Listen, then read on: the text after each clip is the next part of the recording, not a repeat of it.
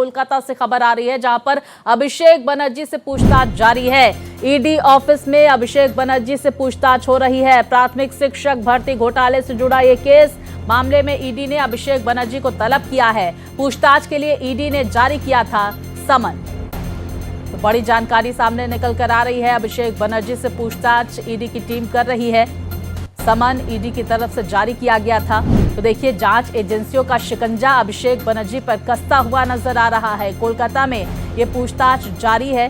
तो ED office में अभिषेक बनर्जी से पूछताछ, प्राथमिक शिक्षक भर्ती घोटाले से जुड़ा ये केस जिसमें पूछताछ हो रही है। तो तलब किया गया था अभिषेक बनर्जी को और अब पूछताछ की जा रही है। कई सारे प्रश्न पूछे जा रहे हैं। तो देखिए, शिकंजा कसता हुआ जांच एजेंसियों का।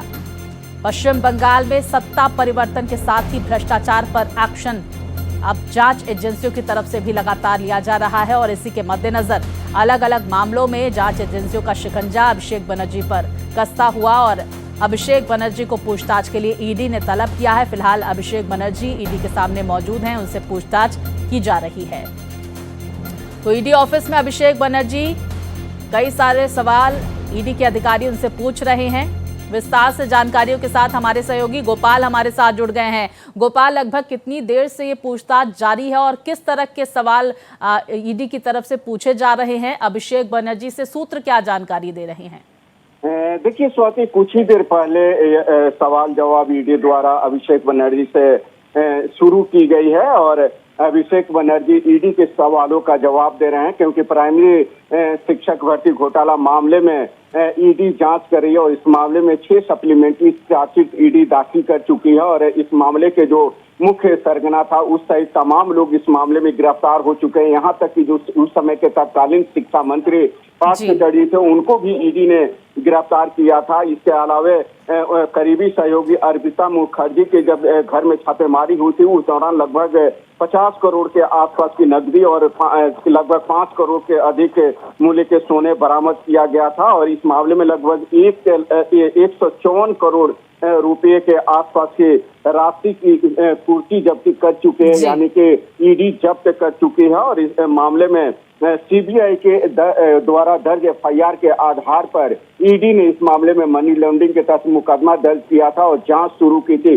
तो अभी तक जितने भी सवाल ईडी ने तैयार किए हैं इससे संबंधित, उन सभी सवालों का जवाब अभिषेक बनर्जी से जानना चाहती है और उस आधार पर ईडी आगे की कार्रवाई करेगी। अगर ईडी के सवालों का जवाब अभिषेक बनर्जी नहीं दे पाते हैं या जवाब देने में आनाकानी करते हैं तो फिर आने वाले समय में उनकी गिरफ्तारी भी हो सकती है। गोपाल, ये अभिषेक बनर्जी की संलिप्तता किस तरह से इस पूरे मामले में नजर आ रही है, जरा विस्तार पूर्वक दर्शकों को बताएं। देखिए, बिल्कुल स्वाति, इस मामले में अभिषेक बनर्जी काफी पावरफुल थे और कहा जाता था कि इनके बिना जो है कोई भी भर्ती या जो अवैध नियुक्तियां होती थी, खास करके जो ऐसे उम्मीदवार थे जो उसके पात्र नहीं थे या जिनका रैंक काफी नीचे हुआ करता था, उनको भी नियुक्त कर दिया जाता था। यह सिर्फ शिक्षक भर्ती घोटाले का ही मामला नहीं है, बल्कि एसएससी के द्वारा जो बाकी एग्जाम कंडक्ट किए जाते थे उसमें भी धांधली के भी संकेत ईडी को मिले थे और इसी संकेत के आधार पर ईडी ने इस मामले में जांच शुरू की थी। 19 सितंबर 2022 को ईडी ने जांच शुरू की थी और 54 व्यक्तियों के खिलाफ इस मामले में चार्जशीट दाखिल किया गया था, जिनके खिलाफ आरोप तय हो चुके हैं। लेकिन अभी तक जो पूछताछ हुई है गिरफ्तार लोगों से, उन पूछताछ के आधार पर अब ईडी आगे की कार्रवाई करी है और इसी सिलसिले में अभिषेक बनर्जी से ईडी पूछताछ कर रही है। बहुत शुक्रिया आपका गोपाल, जानकारियां दर्शकों तक पहुंचाने के लिए।